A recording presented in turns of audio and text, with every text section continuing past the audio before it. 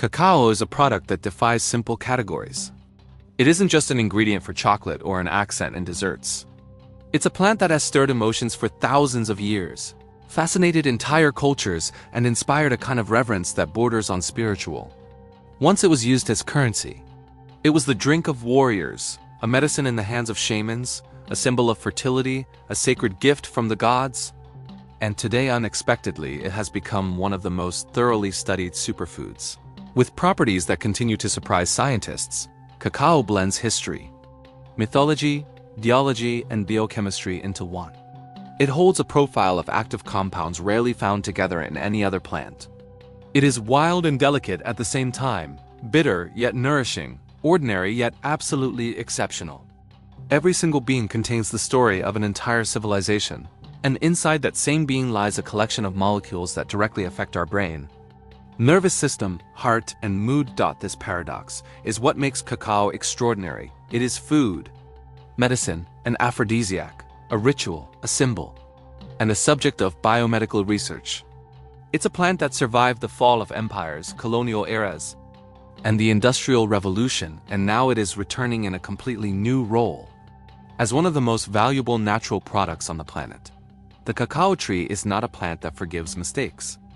If it were a person, it would have sensitive skin, a fragile temperament, and a constant need for care, yet it would give something so precious in return that everyone would try to understand its needs. This tree grows only when the world gives it exactly what it wants, exactly the way it wants it.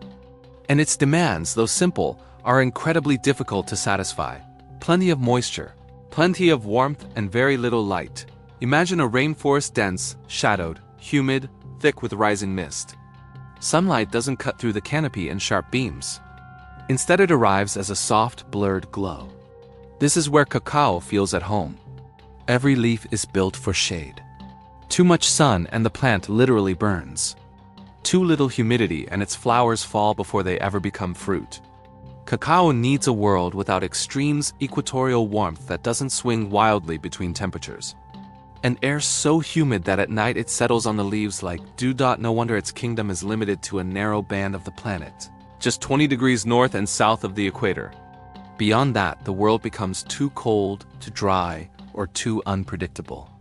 From this fragile balance emerged the famous cocoa belt, the ribbon of earth where the climate is gentle enough for cacao to not only grow, but to survive the entire length of its temperamental lifetime. 3 continents rule this zone. The first was its birthplace, Latin America. Here, in the ancient realms of the Maya and Aztecs, cacao was a god disguised as a tree. Here it was cultivated long before anyone in Europe had even imagined chocolate. To this day, the Americas remain home to the most delicate aromatic varieties, though they grow more slowly and produce fewer pods. Then came Africa, which, despite not being cacao's origin, became its greatest producer. On the rich, moist soils of Côte d'Ivoire and Ghana, cacao adapted so well it began to fuel nearly the entire world's chocolate supply.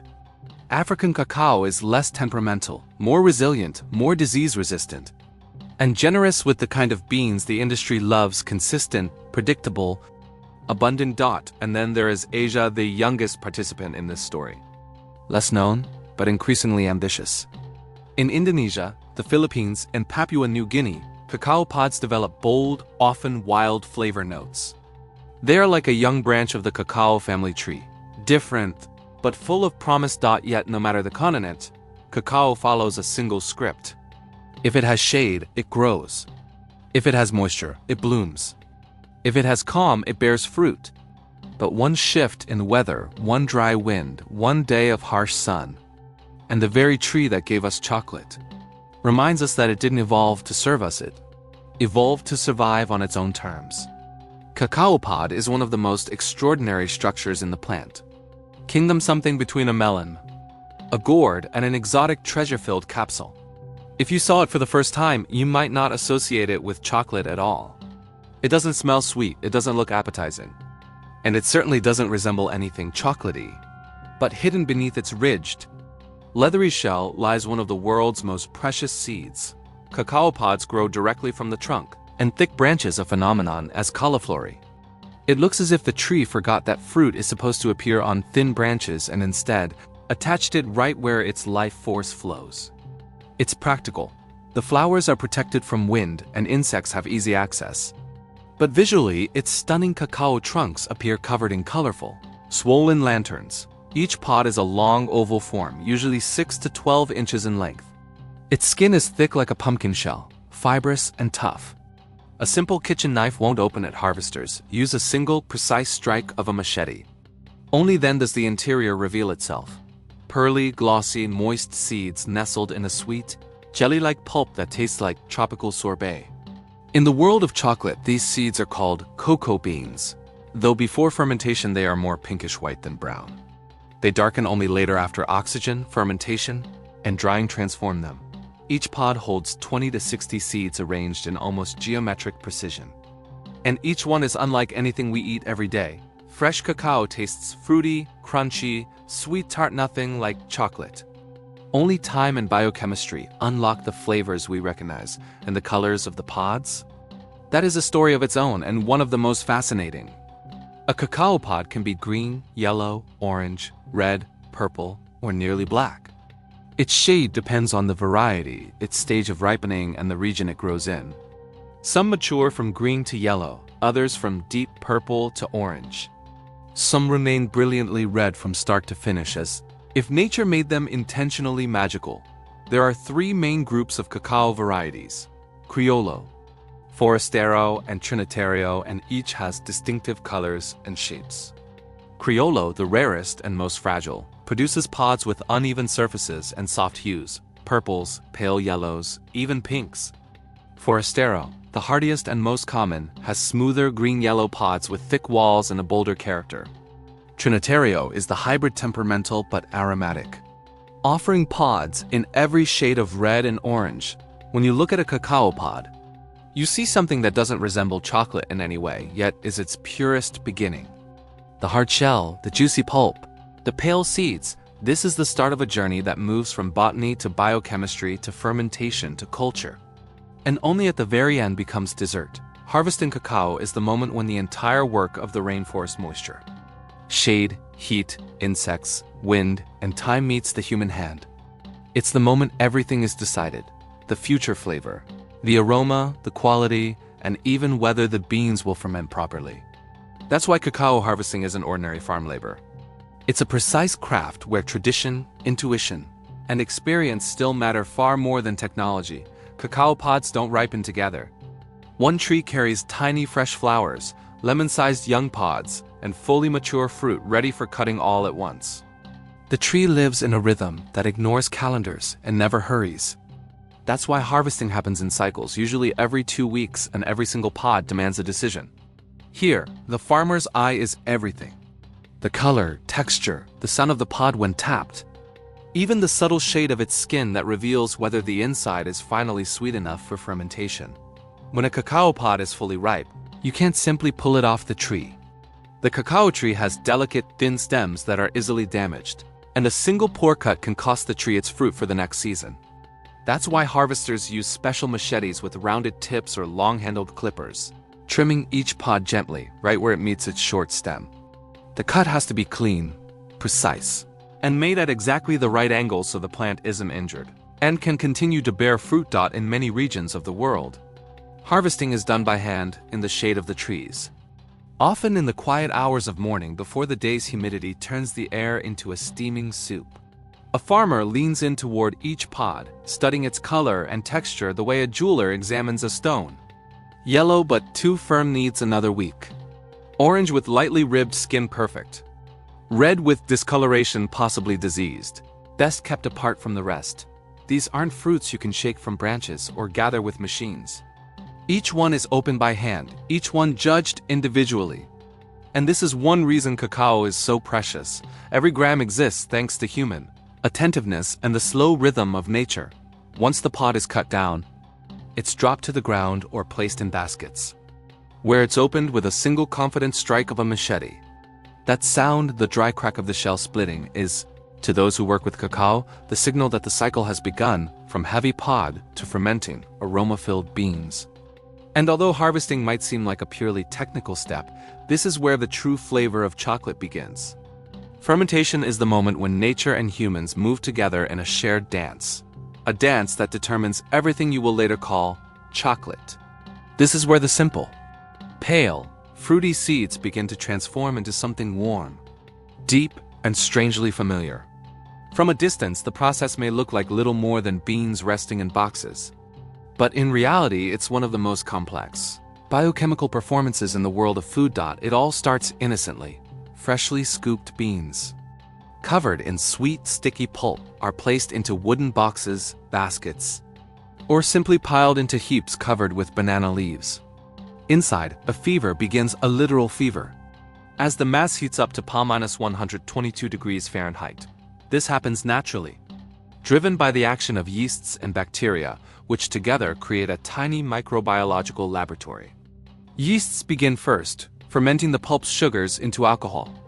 Then lactic acid and acetic acid bacteria take over, transforming that alcohol into acids that seep through the shell and into the beans. And this is when something in the bean breaks literally. The cells inside die, and their enzymes begin reorganizing proteins and fats, laying down the foundation for future flavor. Without this death, the life of chocolate cannot begin. The beans shift from pinkish white to reddish brown. They slowly gain character, tannins, depth. Fermentation is their initiation, their entry into adulthood. Here comes the magic. Different fermentation times create different flavor profiles. Too short, and the taste will be flat, sour, underdeveloped. Too long and sharp, vinegary notes appear. The farmer must turn the mass at just the right moment, either giving the beans oxygen or limiting their exposure. One extra day or one day too few can change a chocolate beyond recognition. This is why the world's best cacao comes from communities that have carried this knowledge in their hands for generations. Fermentation is the moment when the aroma of cacao is born, though it doesn't yet smell like chocolate. Inside the beans, the precursors of aroma take shape, the compounds that will, during roasting, become flavors of nuts, caramel, fruit, flowers, or coffee. In other words, fermentation is like an orchestra tuning before a concert. The instruments aren't playing yet, but it's already clear whether the music will be brilliant or disappointing. After a few days, when the temperature drops and the beans start to firm up, fermentation ends. Then the beans are moved into the sun to dry. But that's another story.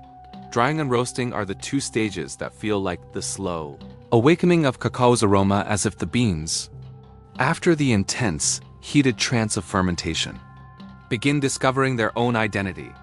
Fermentation lays the foundation, but drying and roasting decide whether the chocolate will carry floral brightness, deep coffee notes, nutty tones, smoky warmth, caramel sweetness, rum-like richness, or hints of dried fruit. These are the last moments when the farmer and maker can shape the cacao's character before it's ground and transformed into a bar.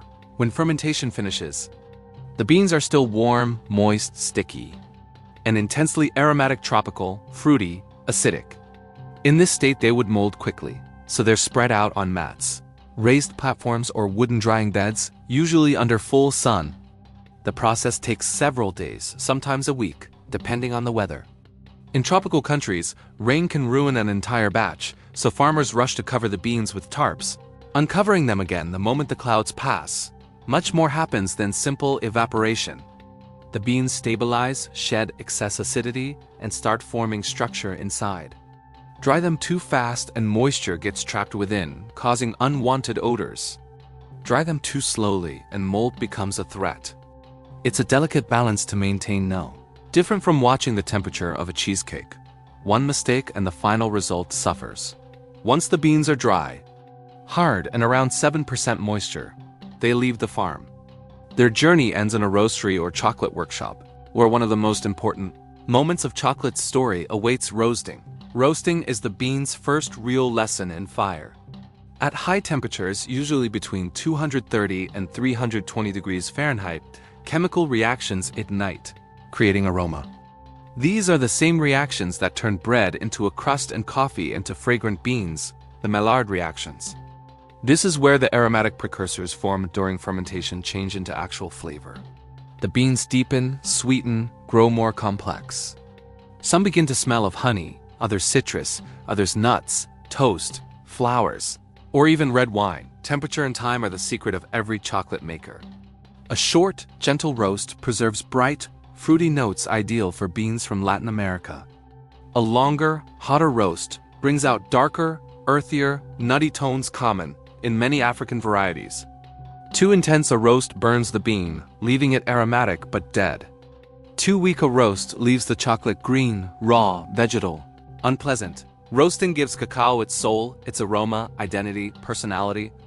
Drying gives it its body structure and stability. Only after these stages can the world turn it into a drink. A dessert, a bar, a cosmetic, a medicine.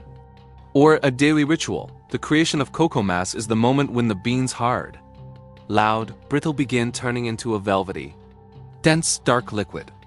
This surprises many people. Cacao doesn't need water to become fluid. The beans contain so much natural fat that friction alone turns them into a thick, aromatic paste resembling hot drinking chocolate. That's why the grinding stage is one of the most fascinating parts of the entire process. Once roasted and cooled, the beans go into specialized mills.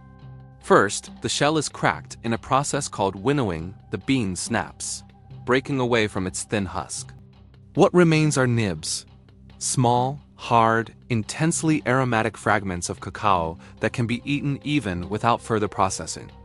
They taste like pure, powerful, bitter cacao in its raw form. Next, the nibs are fed into stone grinders, roller mills, or metal melanders.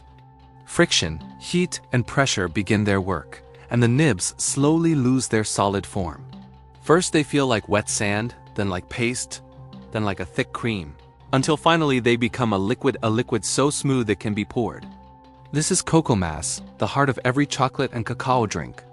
It contains everything the bean holds inside: aromas, solids, fibers, and most importantly, cocoa butter. Cocoa butter is one of the most extraordinary plant fats in the world. Its unique fatty acid profile allows it to melt almost perfectly at human body temperature. That's why chocolate dissolves on the tongue in a way no other fat can imitate. It's this butter that gives cocoa mass its silky character and keeps it from becoming a grainy paste, instead turning it into glossy, molten chocolate. From cocoa mass, you can create almost anything. If you cool it and grind it, you can make cocoa powder, but only if you separate the fat from the solids.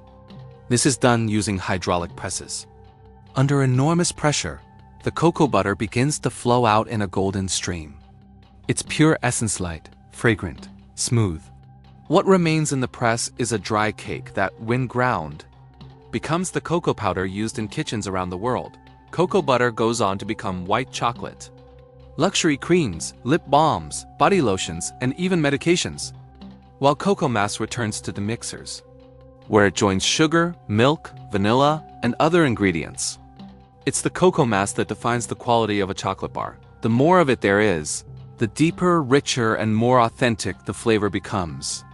The creation of cocoa powder isn't just a technical process. It's the last moment in which the bean still carries its own identity before it's hidden away inside a bar. Grinding turns a hard, earthy product of nature into a flowing story. Separating the butter produces two completely different materials that will live entirely different lives. And cocoa mass, warm and pulsing with aroma, stands right at the boundary between the plant world and the alchemy of food. Imagine that moment when thick, fragrant cocoa mass sits before you like the liquid essence of a rainforest. From here, its path takes shape. Will it become dark milk, white or ruby chocolate, each with its own personality? History and way of telling the story of the cacao tree. Dark chocolate is the essence of everything the tree keeps hidden within itself.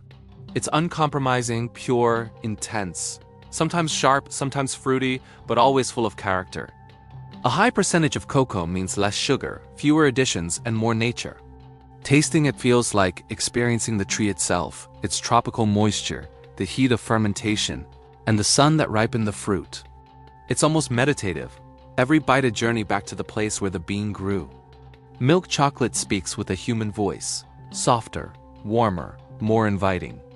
Here the cocoa mass meets milk, and their union creates sweetness, creaminess, and gentle caramel notes. It's a compromise the world fell in love with. The bitter character of cacao softened by milk into something round, smooth, and comforting. It's the kind of chocolate you can give anyone, the kind that never offends. Only charms. White chocolate is something else entirely. It's like seeing the same plant through a completely different kind of light. There is no cocoa mass here, only cocoa butter, sugar, and milk. The aroma is pale, buttery, sweet, and lightly vanilla. It teaches us that sometimes the essence of something doesn't need to be obvious at first glance. Cocoa butter is the tree's quiet soul, even when the rest of the structure is gone. It's subtle, elegant, delicate. And then there is ruby chocolate, surprising simply because it exists. Pink, fruity, fresh, as if the bean discovered a secret of berries even though none are added. It's one of the biggest revolutions in the world of cacao. No dyes, no additives, and a completely new taste, energetic. Lightly tart, almost like a tropical morning dissolving on your tongue. Every chocolate bar tells a story of the place the trees grew, the people who cared for them, and the entire journey through fermentation, drying, roasting, and grinding. And though all of them begin with the same bean, each one has its own soul. Cacao is far more than pleasure. It's a natural laboratory where every molecule has a purpose.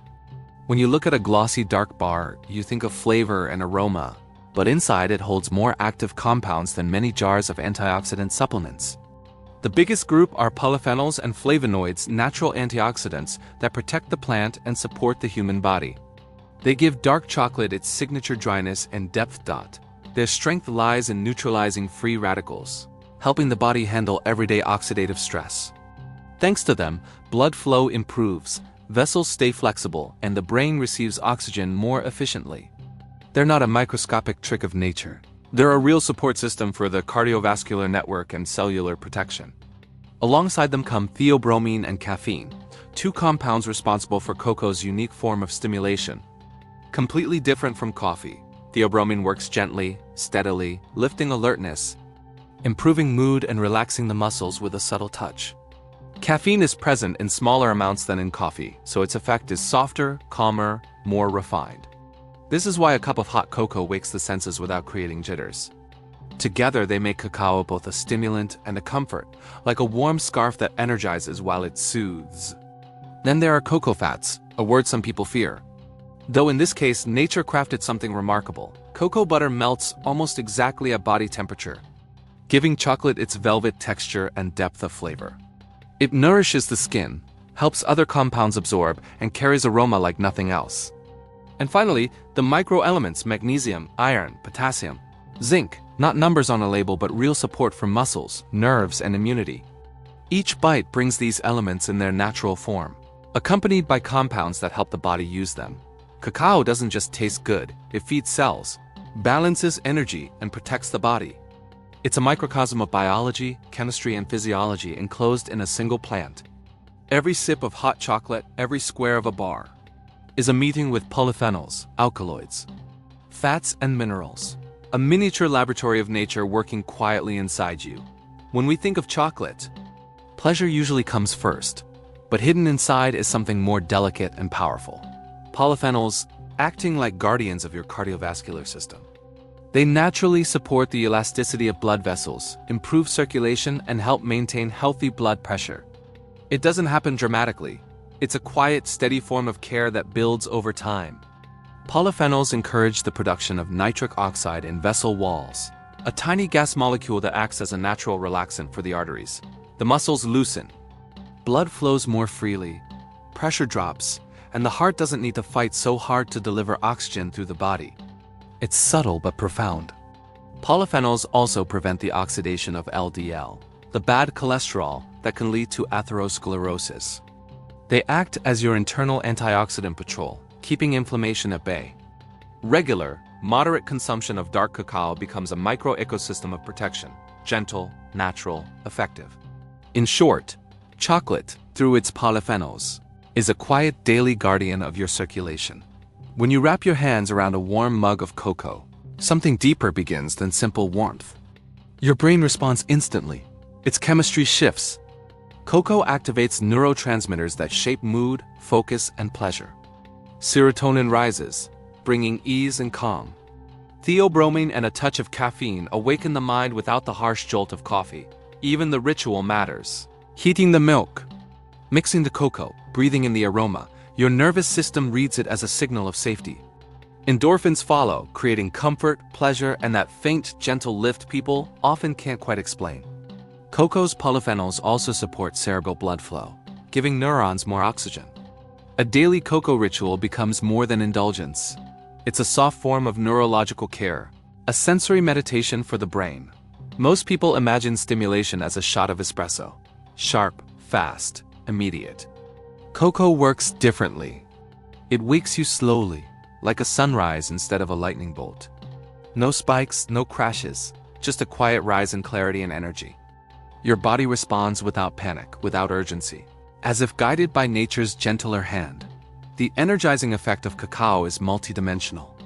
First, the theobromine it contains stimulates the muscles and the heart, improving blood flow without causing that sudden, jittery spike in heartbeat.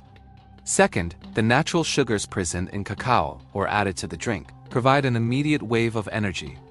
But when combined with cacao butter, that energy is released slowly, preventing abrupt drops in glucose levels. And third, the ritual of drinking cacao, the warmth of the cup.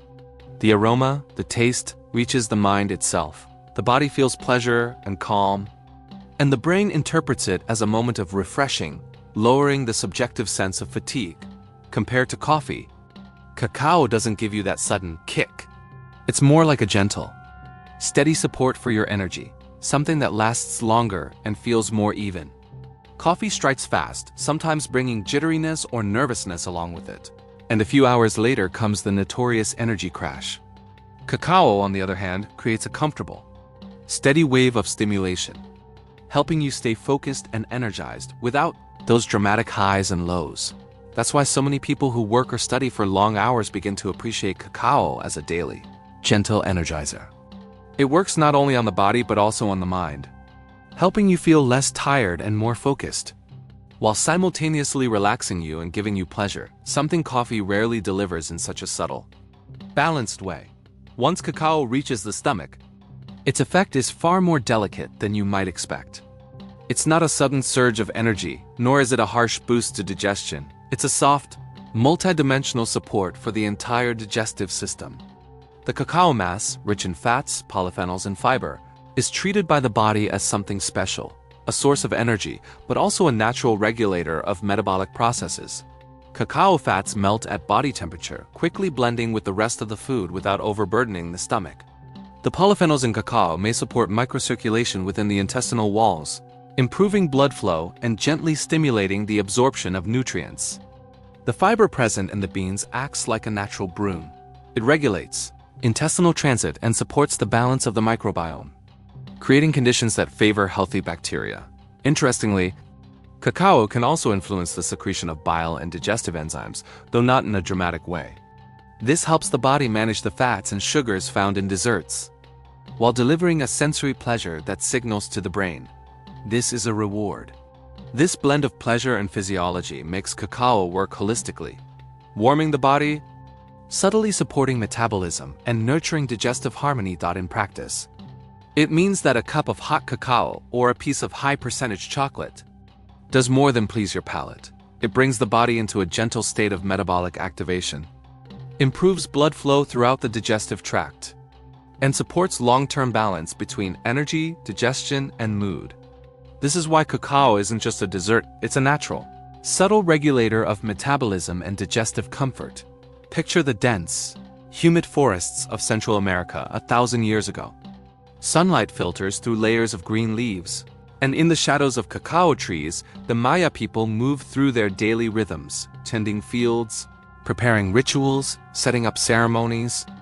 It was here that the first human culture surrounding cacao was born, a seed that was not merely food, but a true gift from the gods. The Maya called cacao the drink of the gods.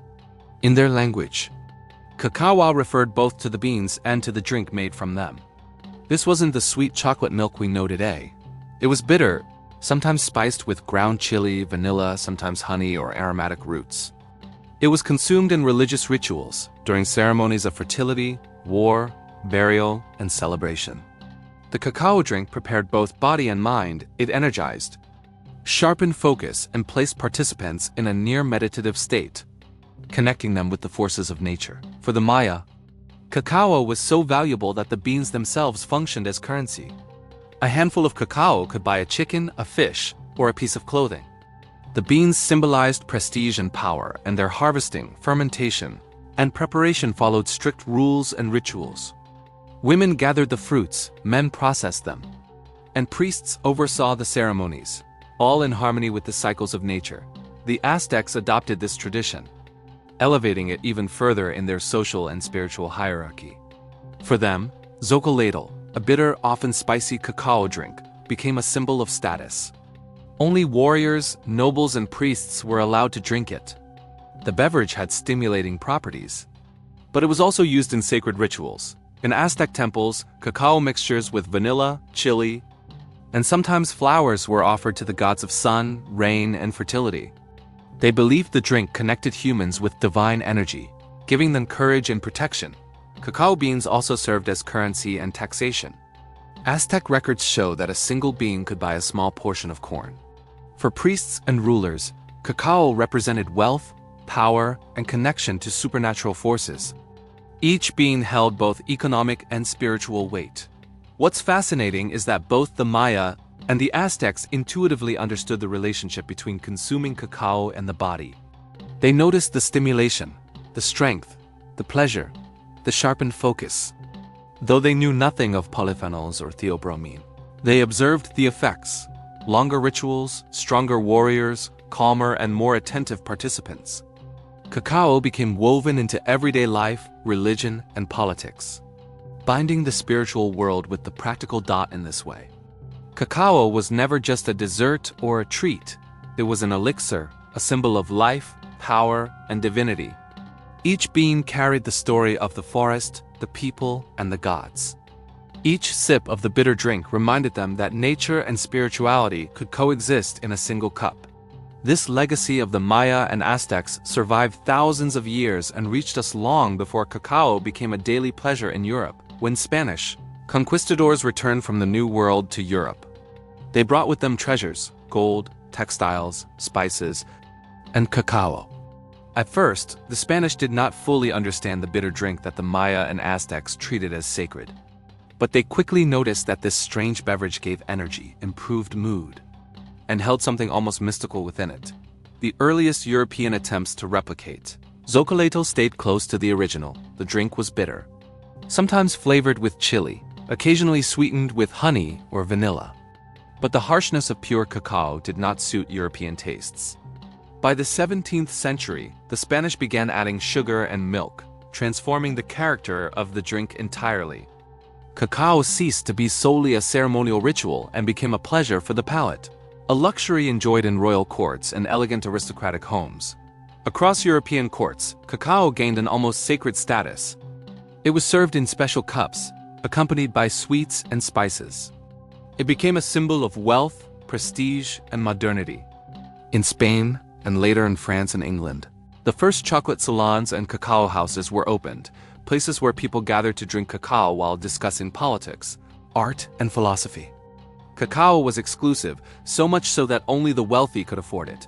Although most of us today associate cacao with a bar of chocolate or a warm cup on a winter evening, its ritual history has not disappeared. In the 21st century, we are witnessing a true renaissance of ceremonial cacao, a practice that weaves together flavor, mindfulness, meditation, and intentional experience. Across the world, from Central America to the cities of Europe and the United States, workshops, gatherings, and ceremonies are emerging where cacao once again plays the role it held centuries ago: a catalyst for introspection, emotional openness, and human connection. Modern ceremonies often preserve the spirit of the Maya and Aztec traditions. The drink is prepared from fresh beans, sometimes hand-ground, served in a specific order and with a clear intention. Participants drink it in silence, meditating or performing guided breathing and movement rituals, allowing both body and mind to feel its subtle influence.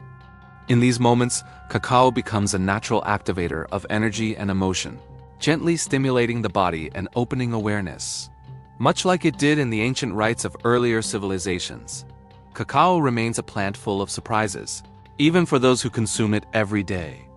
To begin with, the cacao tree grows only within 20 degrees of the equator in a tropical belt where humidity, warmth, and the filtered light of taller trees create the perfect environment.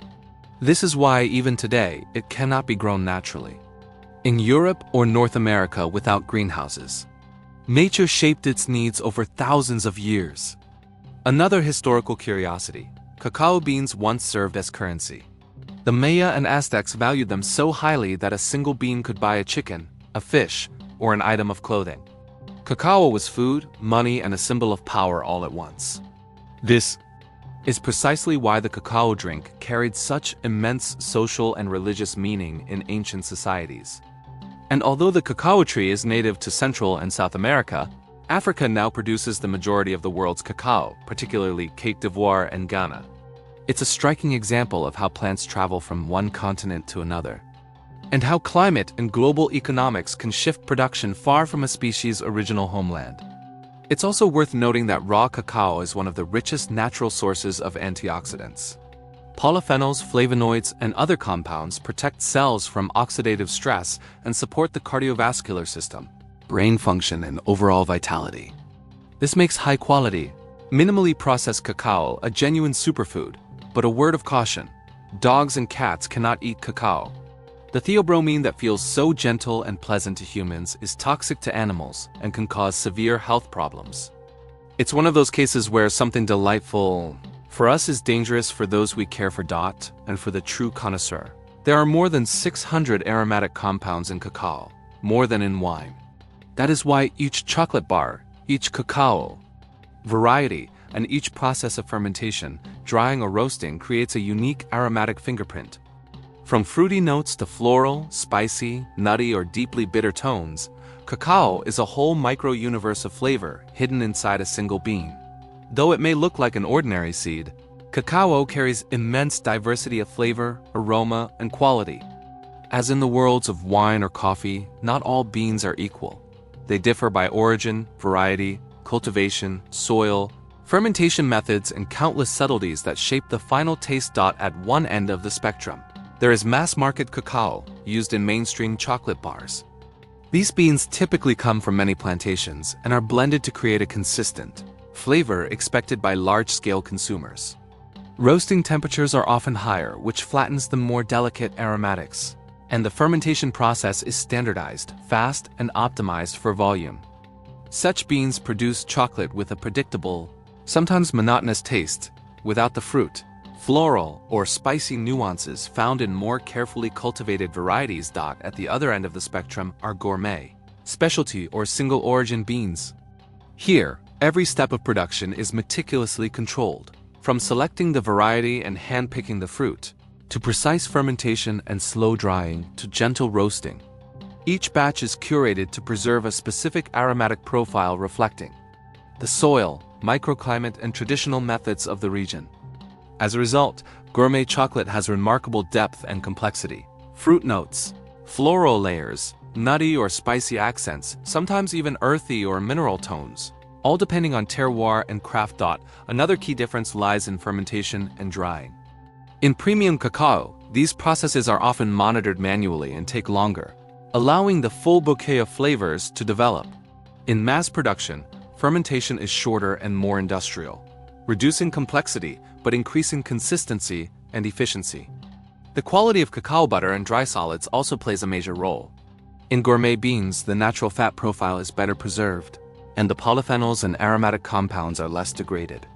This influences not only taste but also health benefits.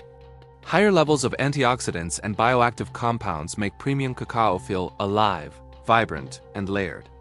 In short, mass cacao offers predictability and affordability at the cost of aromatic nuance, while gourmet cacao offers subtlety, depth, and a sense of place, a story encoded in every bean.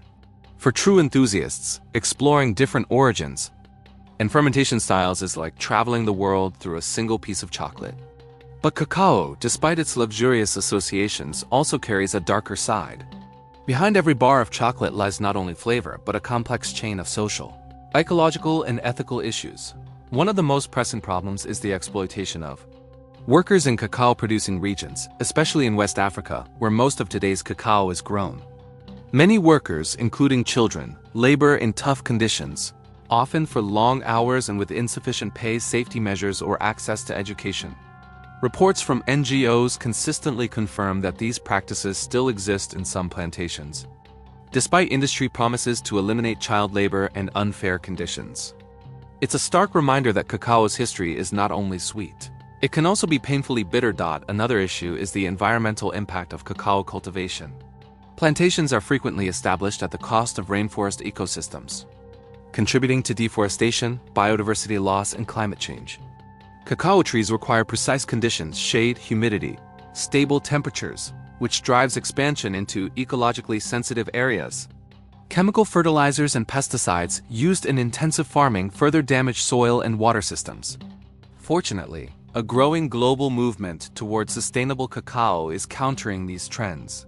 Certifications such as Fair Trade, Rainforest Alliance, and UTZ signal to consumers that a product supports ethical farming practices. Sustainable cacao. Plantations focus on fair wages, child education, reduced chemical use, and forest protection. Companies engaging in this model often work directly with farming communities, helping improve living conditions, refine cultivation methods, and support social initiatives. Further controversy concerns global demand and market concentration. Though cacao originated in the Americas, most production today is controlled by a few African countries and several multinational corporations. This results in a deeply uneven distribution of profits.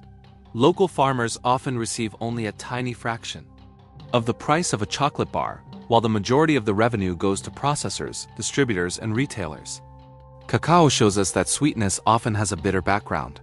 Behind each bar lies the story of the people who grow the plant, harvest its fruit, ferment its beans, and dry them, often under challenging conditions. Awareness gives consumers power. Choosing certified or sustainably sourced chocolate genuinely supports better lives for farmers and helps protect the environment.